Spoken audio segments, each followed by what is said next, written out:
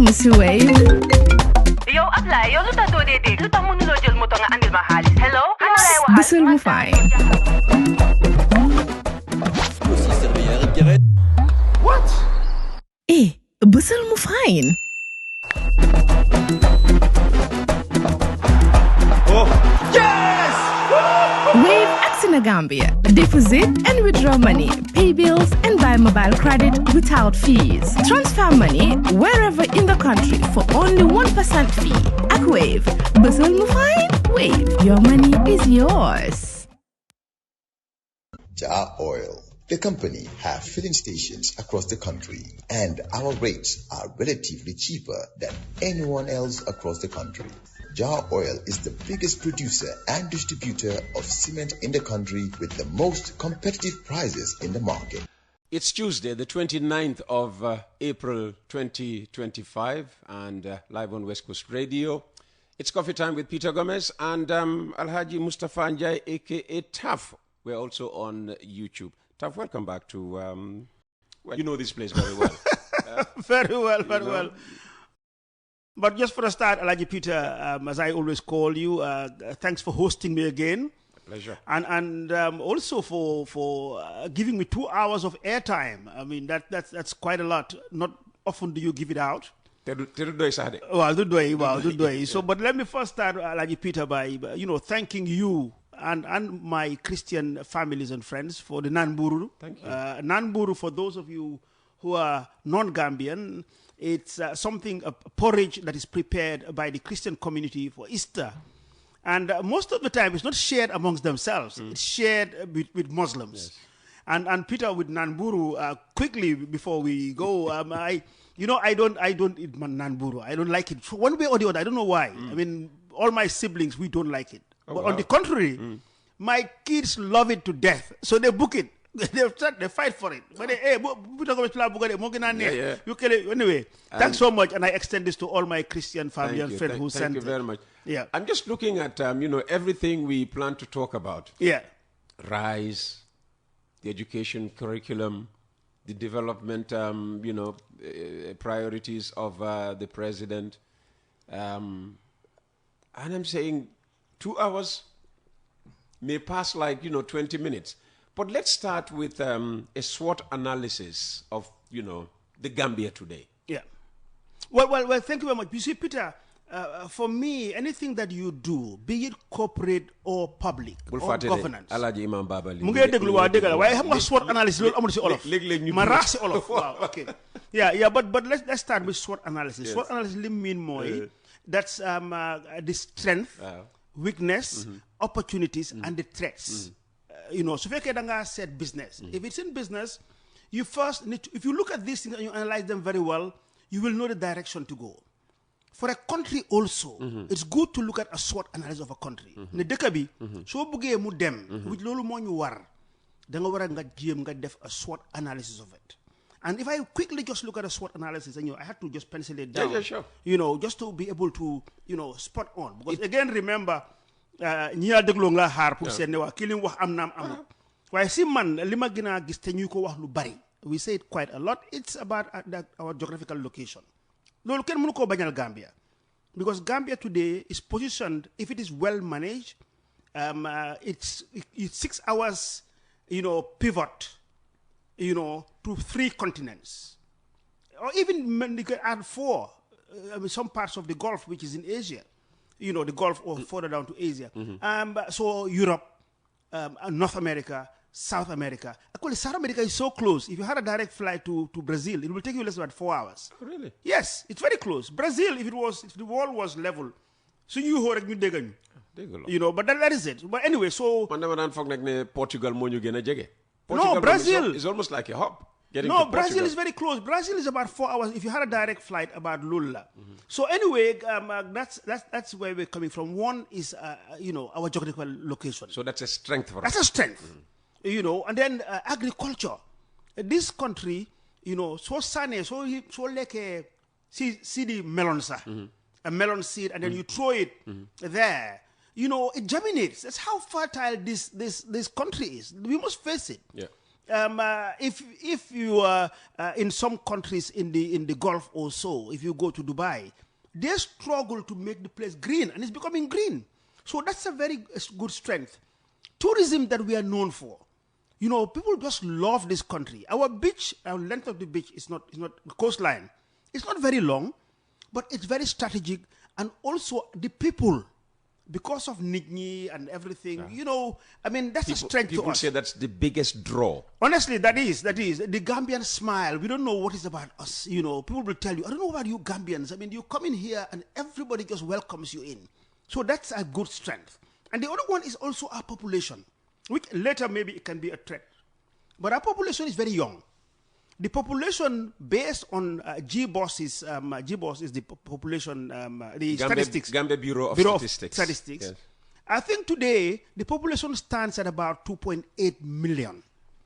Now, over 60% of our population are below the age of 25. So we have a very young population. Now, if you just bring that up in figures, that's about 1.8 million. So if we are 2.8 million, 1.8 million are between the ages of 25 going down to being born.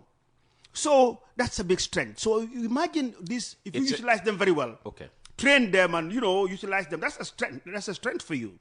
So then our political stability, whatever you say, we have political stability. We touch wood, Santayala. You know, we've seen change of governments, you know, Darahewut, smooth. And up to now, we must give it to us Gambians that no matter what, politically, the country is stable. And then now, let's try and get into weaknesses. I just try to put 4 or 5 of them. And one is our economic vulnerability. You know, economically, we don't have natural resources like most countries that can bounce back. You know, so we're very vulnerable. You know, we're heavily reliant on, you know, tourism is about 20-something%. For example, you saw COVID that affected the whole world. But when something happens, you know, tourism is very sensitive. For example, there can be an outbreak here. Let's say when Ebola happened, it affected us. Absolutely. Very, very vulnerable. You know, you have, what's his name, travel advice. You know, one diplomatic error can rupture everything. True. So that's a weakness to us. Then our industrial base, we're not industrialized. You know, everything that we do, we import. Everything that we use, we import. So that's another weakness. Then high unemployment. You know, the employment rate, I think, is about 40-something% or so. That's very high. So that's a weakness, and maybe that can also come in as a threat. Education, which probably we will go into later, is also a weakness based on the results that we get. For example, is it WISE? When we take WISE? WAS, yes. WAS. Out of those who take the exams, how many percent do we have? About 4 or 5% will qualify to go into a university. Yeah. Very poor. So this is the reality. So that's a weakness. The rapid economic growth, the rapid population growth. Our population is growing at about 3-point-something% per annum. And that's above even the African population growth. African population growth on average is under 2.4%. And we are above 3. We are above 3, about 3.1. And this is based on the last, I think there's a last lands commission.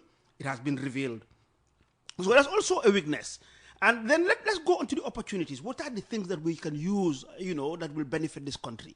I mean, our regional trade and investment, you know, that's a huge opportunity. You know, we have the West African sub-region, although everybody's competing, but we saw it in the 70s where Gambia was used as a hub to feed Senegal, Guinea-Bissau, even as far as Guinea. And the only reason why we had this was efficiency. The port was efficient. The airport was functioning. You know, so policy was also good. So all these things combined, it's an opportunity and we need to capitalize on it. Renewable energy. You know, solar today, if you put in solar, the initial cost is a bit expensive. Yes. But once you have it, the running cost, it's free. Yeah. So, and the sunlight, we have, you know, here, 12 hours of sunlight every day. Every day, yeah. You know, and then we don't have also some of the things that affect the Sahel. We don't have too much dust that will be on the panels and so on. So it's something that we should capitalize on. and do some grids, mini grids, although we need to compliment the government. Recently, I think they inaugurated something somewhere in the Combos. And that's the way to go. That's a good opportunity. Now, the youth is an opportunity for us. I said so. Yes. You know, whilst it can be a weakness because we have a youthful population, you know, that's also a great opportunity. We need to capitalize on digital economy. Today, as you see, we're here. If it was in Radio Gambia in your days, you would have probably been about 2 or 3 rooms with all this heavy stuff. Exactly. Here we are wireless, and we don't need to be in America to enjoy American business. We don't need to be in Asia to enjoy Asian business. If we train our population very well, you know, they can be here. Things like call centers, we are English speaking. So even America, whilst now the trade war is going on, you can have loads of young Gambians sitting in a room somewhere in Kololi or in Farafenye. Once, you know, they are well trained, they can be serving America. So this is the world that we are living in today. So this is a great opportunity. I hope the new minister, the new digital economy minister is listening. Yeah, they need to listen. I mean, and they know. I'm sure they know. Because, you know, at times you call the U.S. There are things that they know that they don't act upon, unfortunately. Well, that's rather unfortunate. I was just saying that at times you call the U.S. The person who responds to you is in India. Yes. You know, we do know this. This is common knowledge. And then the other thing is agriculture. You know, we cannot joke with agriculture. And agriculture, we need to go into intensive agriculture. I mean, old school agriculture, tie ho ak living di bay di xaar taw ngos heavy. And at this point, Peter, honestly, there's somebody I need to compliment because it's agriculture. And this, I am being very honest about it. And that is Njie Oil, Hamidou Njie. I mean, the direction he's going, this is what a country should do. Tell us more about that, because not many people know about. Peter, man lima gis mu nekk suma xol loolu lay wax. You know, xam nga dem nga nag anda bala moo neex. Loolooy nit. Waaw anda bala moo neex. Waaw ñuy waxante dëgg. Li nga xam ne dëgg am na. Nga wax ko. I was just watching him. I think last week online. Could you believe this guy was on an excavator himself? Because you know, I'm on TikTok. The guy is trying to do thousands of hectares in this country on rice. This is what the Jawara government tried and didn't succeed. This is what was tried by the Jammeh regime. They didn't succeed. Yeah, back to the land. Yes, Jagam Jahali Pachar, rice project with millions and millions and millions of dollars. So really, again, compliment. Maybe the government had facilitated and made the environment for somebody like Hamidou Njie to operate, and he needs all the support. Because if we produce our rice, no matter what happens, wherever, it will feed us. Yes. So, and again, to do something and like not only this, that, it will cut down on our need for foreign exchange. Yes, to import rice. No, he needs to be complimented. Yeah. There's no joke about it. This guy, I mean, man businessman la kuneka hamna ma em. Why dama de waru si mom. Actually, Imam Babali, talking about Imam Babali. Hamna Hamidou Njie naka la ko identify. Did it? Beno bes dama anda ak Imam Babali. And you were driving. Maneko, ñu ro ba gis Njie Oil affaire bi de. Maneko man dafa am ko xamne affaire daf ma em. You know, maneko man Hamidou Njie dama ko dégg de man xawmako. Ñuy drive rek mu nga nele sega selfin bi. The guy was with his hands. Was on Sinchu Alhaji. Fixing bowls and so on, always dressed in white. So we stopped. The first time you could describe him, so ko gisee dafa nuro almudu. Wow. You know, with respect to that. So anyway. Absolutely. Yeah, so anyway, madam no ko manel. That's just to underline his humility. Yes, his humility. So madam no ko manel. Man dama la mu ne ma manel yo xam na la Mr. Njie. Mu ne suma benn time da nga benn crane yaa ngi ko doon jaay. Yaa ngi nekkoon opposite fële Cemetery Road. Man maa ñëwoon ba jënd crane boobu si yow oo laajte ko something like that. Ma ne ko wax nga dëgga. But you know, I complimented him. And again, Peter, as Gambians, we need to compliment each other where it is. Lu ne defee lu baax wax ko. Te dëkk bi suñ buggee dem kanam dañu war a identify ñu mel ni Mohamed Hamidou Njie. ñu empower leen. And mainly on the productive sector. That's where I am going. The reason why I'm naming him, because he's doing something that is productive. True. Something that is local, is going to generate employment. Absolutely. And then it's our basic commodity feed. So really, if we have somebody at this rate, kudos to him. And I am urging the government to give him all the support, all the support that he needs because it's a win-win for everybody. So that's on agriculture. Diaspora engagement. It's a huge opportunity. Diaspora bi dañ leen wara neexal. Today, let's start with the cabinet. If they are very honest with each other, if the cabinet, they said they are close relatives, each and every one of them will have so many of their relatives or even their kids in the diaspora. The diaspora, ñun. In fact, so duggé ci cabinet bi. Wow. Li nga ñëk xalaat. Moy sa doom dem jàngé ji America. Wala Angleterre. Manam yaa ngi leena yóbbu ñu dem bokk ci diaspora. So therefore, ku mel ni Taf Africa Global, ñun our business su diaspora bi amul dañoo tëj. Loolu mooy dëgga. This country, without the diaspora, the country will crumble. True. Because, I mean, if you have remittances at about 20-something%, that's a huge chunk of the economy. I mean, recently, the governor is saying that they want to raise some bonds for some investment. So here you are, you want to use monies from these guys to come in, yet you don't want to engage them. I mean, I want to appeal really to government. That's a fault of the politicians. Yes. The politicians are at fault. I mean, the people who run the economy appreciate, the role that the diaspora is playing, and it's only for. But they are all part of the policymakers. It's a policy issue. But anyway, I mean, diaspora engagement. Coming back to my SWOT analysis, it's a huge opportunity. Then, last but not the least, are the threats. What are the threats? Because so climate change, we need to watch it. Because we do know this, and one of them, which really government should put a close eye on it, is sand mining. We remember around the 70s, 80s or so, 80s, 90s, the Banjul-Serekunda highway was threatened to be cut. And then that was when they had to do the dredging and reclamation around Radio C and others. And it was as a result of the sand mining that was happening in the Combos. And that's what happens with the environment. But I think recently, people have been sneaking in, whether it's official or non-official. But sand mining has some serious negative implication, on our climate, and more on the coastline. So that's something that we need to watch. Again, we're reliant on rains for our agriculture. That's not sustainable.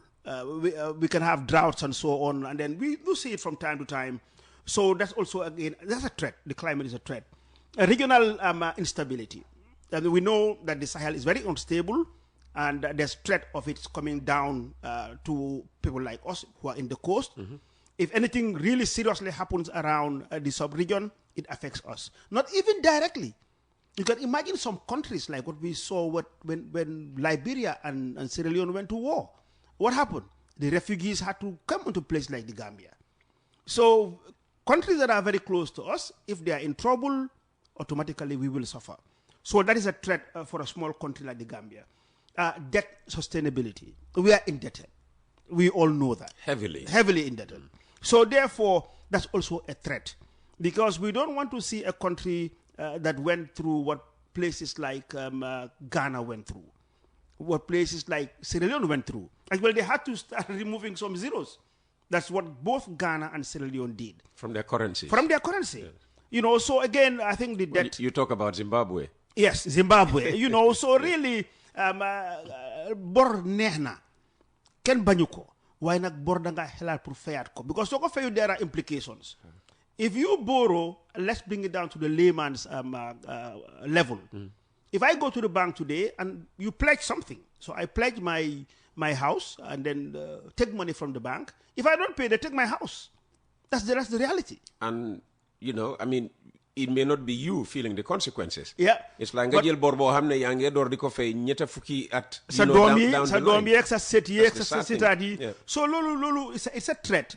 The global economy, the shocks in the global economy. Just imagine what is happening now with the trade war with Donald Trump. Yeah, the tariffs. The tariffs. I mean, it's going to affect us one way or the other. Well, so that's been said already. Yeah. So therefore that is a threat. And the cessation of foreign aid. Yeah. So finally, for my land, rek moy the brain drain.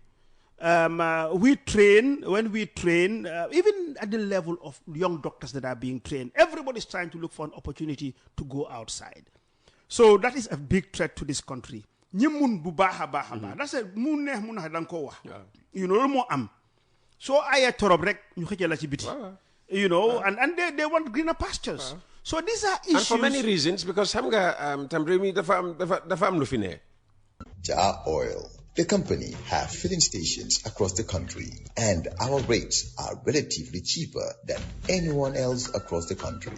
Jar Oil is the biggest producer and distributor of cement in the country with the most competitive prices in the market.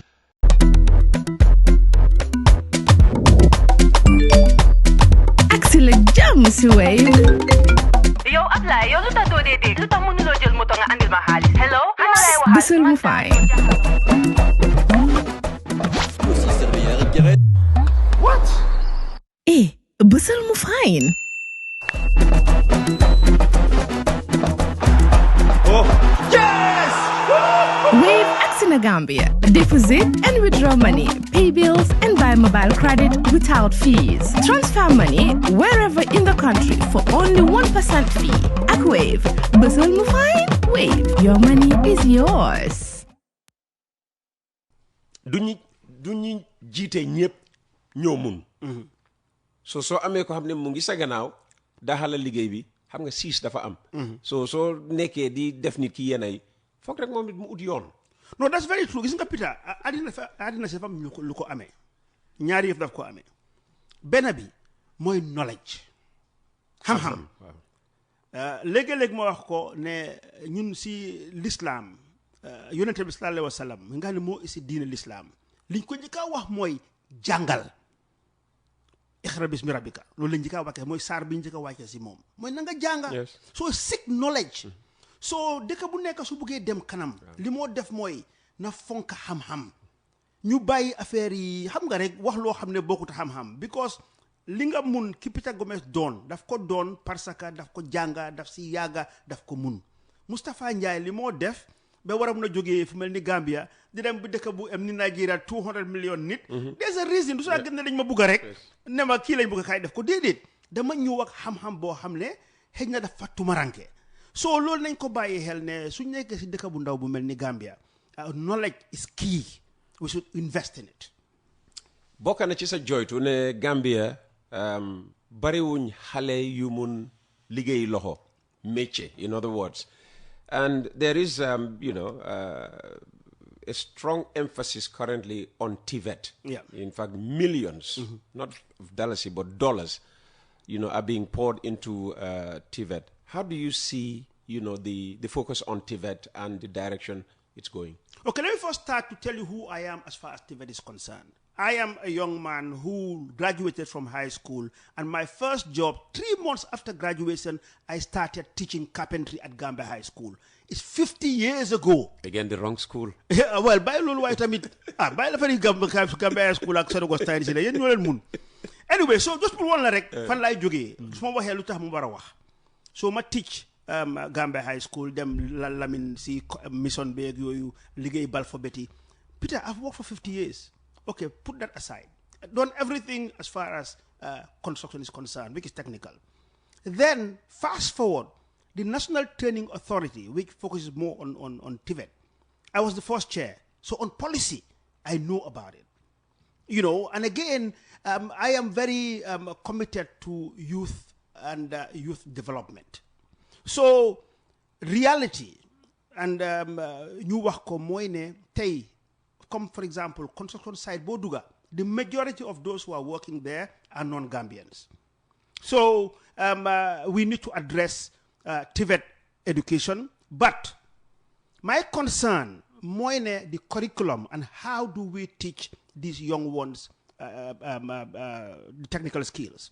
Because we always see these programs when they come, projects, millions. We saw it recently, I'm not better through the Ministry of Trade. Yep.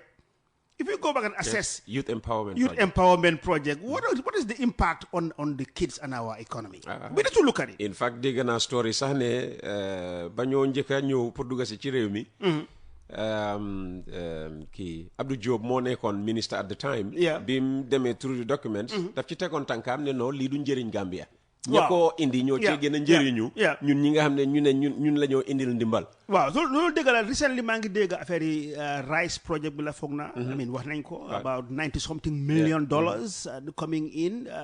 Xaw ma details si yëpp waaye li ma wax rek mooy pour ñu bàyyi xel ne nañ deal ak industry li nga xam ne moom lay soxla dëkk bi li mu soxla mooy nga bugg a carpenter nga am ku mun a fix carpentry bu baax nga sa AC bi yaaxu mu am ko mun a poosé sa moto bi paan mu am ko poosé because direction bi ñoo demee moo ne it's more academic xam nga loolu ok number one mooy project bi si boppam liñ koo handulee loo xam ne it's an indirect cost moo dee ëppa the direct cost and benefit in general this aid moo tax affaire yi aid international aid yi lee du defar dëkka because suñ ñëwee ñoom li tax ñu jox la ko dafa am foo ku la abal sa bët ku la abal bëtam fu ko neex nga xoolee absolutely so first anytime this come in they have it moo tax man léegi mënu ma di deal ak this international community because dañu ma loo xam ne man d'accord ma ci we need to be disruptive so now this money coming in I don't know how it's going to be spent I'm sure ne prepare nañ document bu yaaga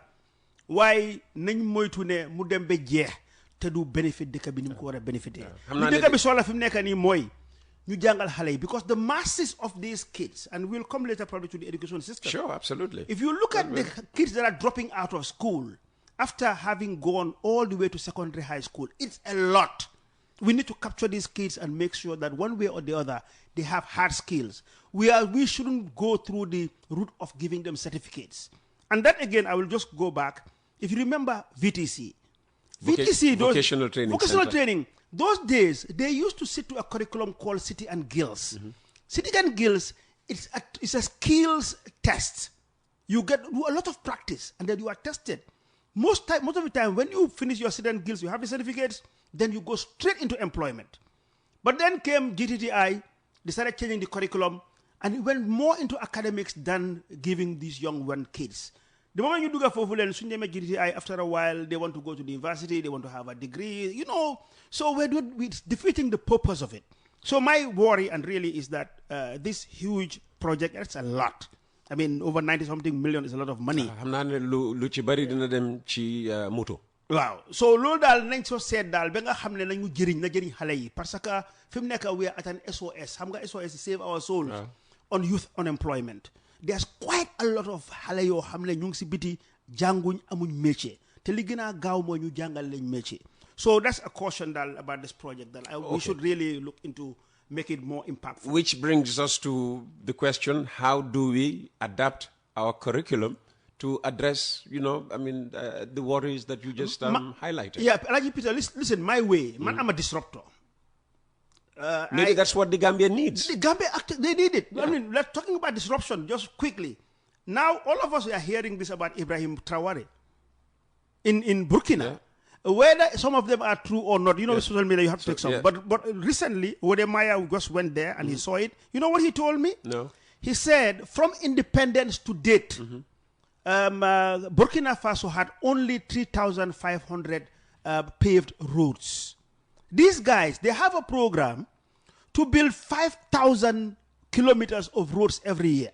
But you know what they've done? No. They've imported the equipment themselves. Loads of equipment, and the works have started. Fantastic. So it's not going through the conventional way of having the big international contractors to come in. Because when you are a country like that, most likely if it is put into international tender, you don't have locals doing it. Yeah. The same people, they are the same one who come back and with their own conditions. So you disrupt. So now coming to education, for me, again, this is my opinion, and is that we should look at these kids by the time they're 8, 12 and identify the direction you want to put them. And that used to happen in a smaller scale. When you start common entrance, which is now out, they are pushing everybody from, there's no proper assessment, like you're taking an exam.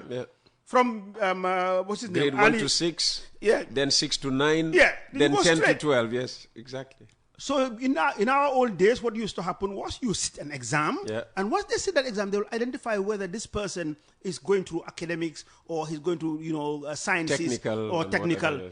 Now, these kids at 12, once we identify that, his performance is below a certain level, or average or whatever, or his passion, what is it that he is passionate about or she is passionate about, then at 8, 12, just dump him or her into it. Immerse them into them. Because by the time you are 18, if you spend 6 years learning a trade By the time you are 18, you will be a master of the art. Well, you should. Or be. you can go. You can go on your own. Yeah, you should be. And lolo ta apprentice ya muy am. So what happened with the apprentice? And those are the guys who are very skillful, which is very French. That's what the French curriculum does.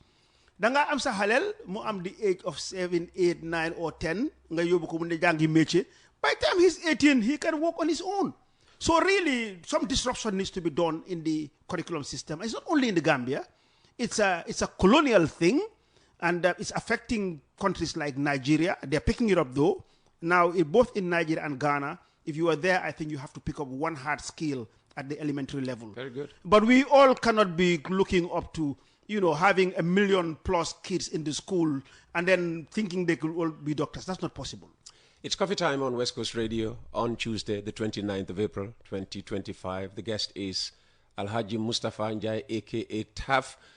He's also known as the youth man. We'll come to that later on.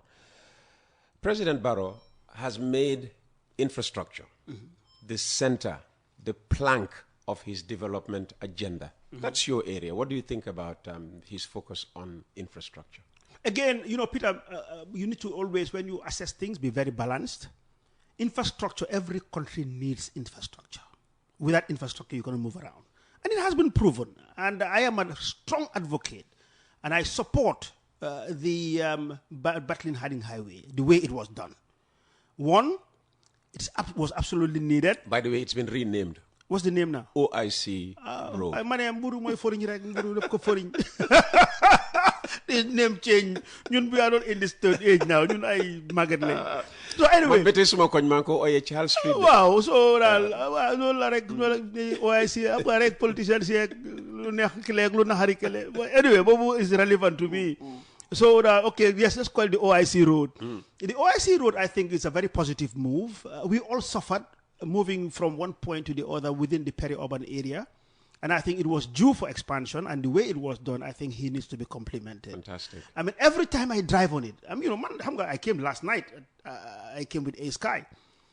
From Freetown. Yes, from Freetown. So man of many homes. Well, sure, and I'm enjoying it. So, but the thing is, the moment we look, impression is key. And anybody stepping into this country, most important people, they come to the airport. And when they land at the airport, what they see is the impression that they will also take back. Yeah. That's the last thing that they also see. They say first impressions last forever. It lasts forever. Yeah. So therefore, anybody who comes into the country, moving from the airport to Banjul or anywhere now, mashallah, is well done. And also, the extra compliment moine are the solar lights. Like at any one time, goodie, no plus we do lend him. So whether it's day or night, really, I really compliment the government, well, headed by Barrow, for having put this. And the way it was executed, the contractor also needs to be complimented. Because Areski, Hanasing bill, advertisement bi. Why no time lead the Lola? Areski, if you look at the history of jobs that they have done in this country, they have never failed. Bridge bi ñoko jekali. The Sukuta Jabang road, so far although I'm not some few issues, but it's done. Yeah. And so that they executed the OIC road or Battling Harding Highway, it was well done. So those people need to be complimented. But Nyambas, no, they do ko chow. Can do chow president. But do ko use ko president. First la wadi. Yo wa man do ko xam nga nga fast lum daw nga chow ko. Na ban mo dama ne Nyambas. Yaxul ser. Xam nga ser bi moy def na ko ba pare. Way na mu Nyambasal ko ci dara mu yokka ci dara. And really this is where I think government should focus on, that every time they have projects like this, our manpower capacity building should be part of it.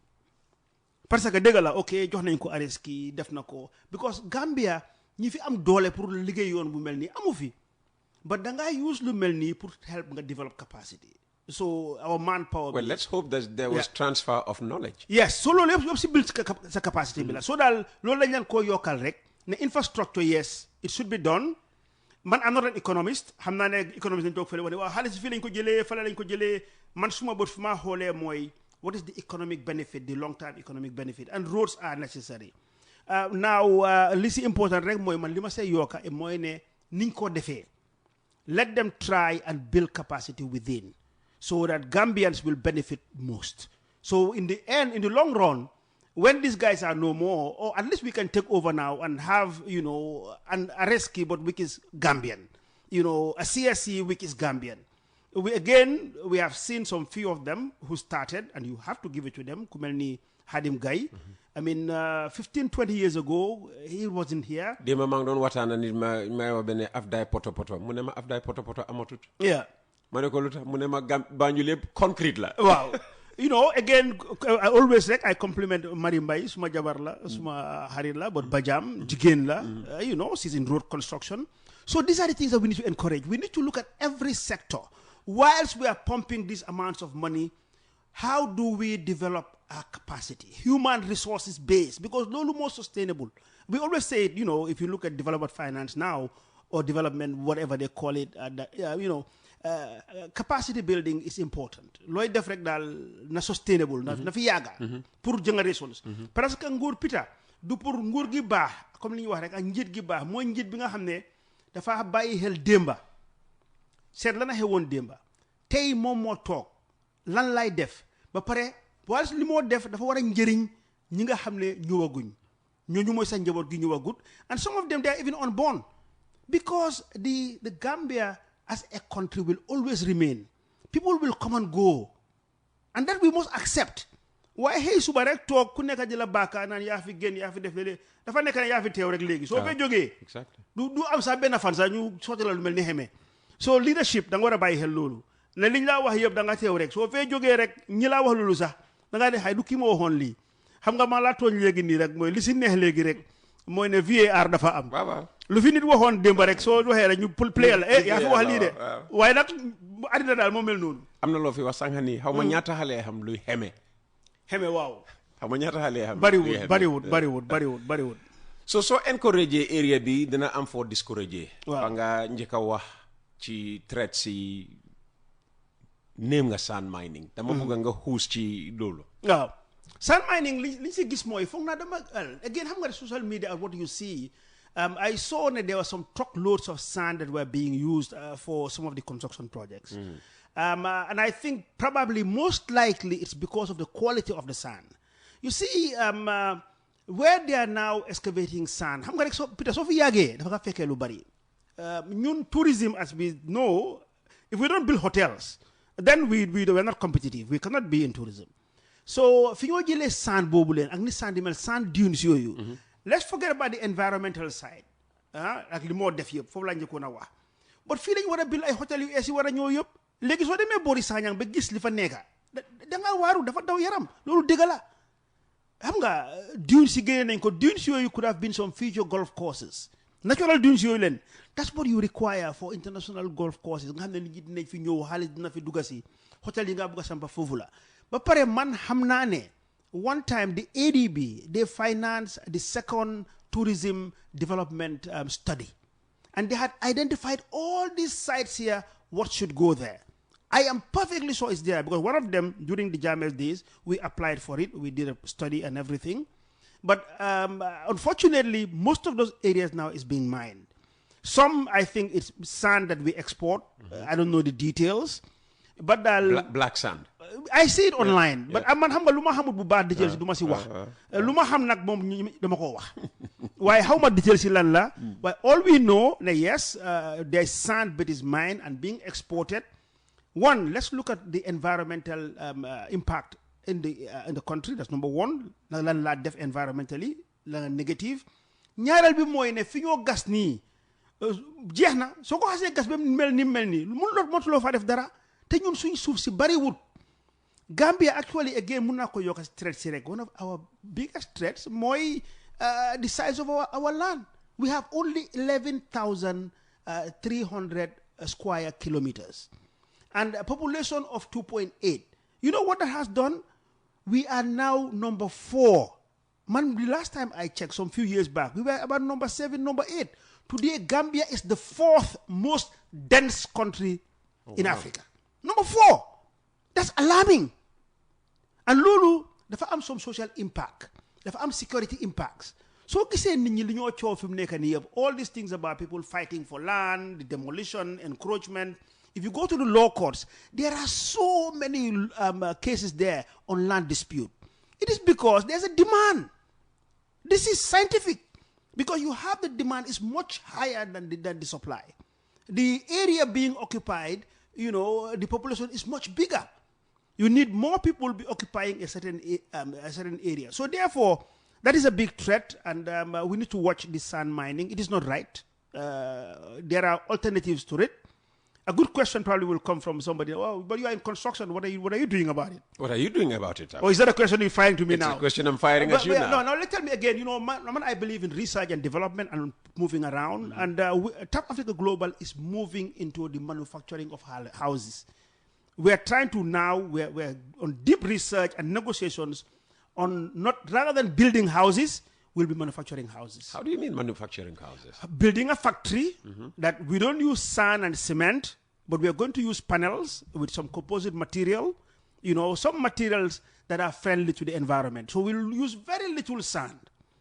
So again, as a market leader, as you know, and I always tell you about blowing our trumpet, we are a market leader in the continent. We are not only... Not just in the Gambia now. Gambia, with due respect. I mean, Gambia it's a fraction of this continent. It's a... Of course. That's the reality. That's a fact. And that is why we are outside. So because we are a market leader and because we have so much work, as I told you the last time, in Nigeria alone, we are building 20,000 houses.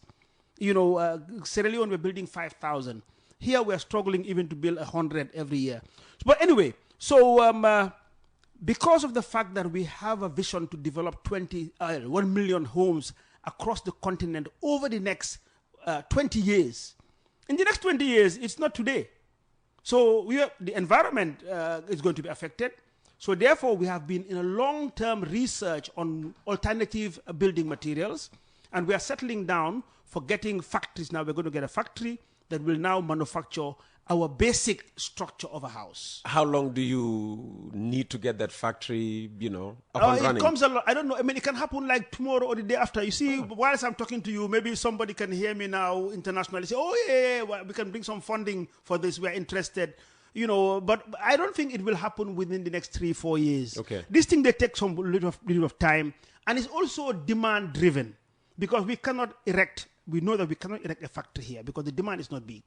So we are looking at a neighboring country where we will put the panels and then ship them out to smaller countries like the Gambia. Okay. And in terms of the 1 million homes, how many, have you completed so far? Completion, I think we've done with, over close to 10,000 units so far. When we declared it wasn't that long.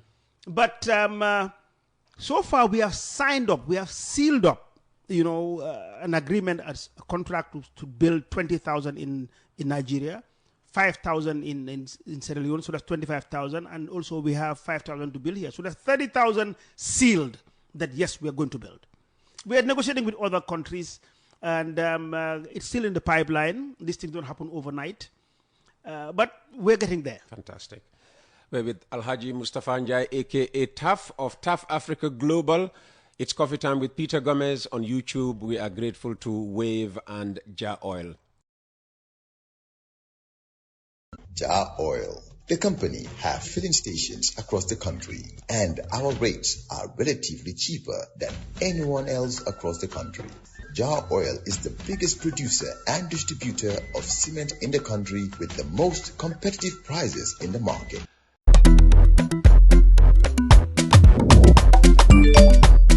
Excellent jam, Wave. Yo, apply. Yo, luta do de. Luta mënuloo jël moto nga andil ma xaalis. Hello? Busel mu fine. What? Busel mu fine. Oh, yes! Wave in Gambia. Deposit and withdraw money, pay bills and buy mobile credit without fees. Transfer money wherever in the country for only 1% fee. At Wave, Busel mu fine. Wave, your money is yours.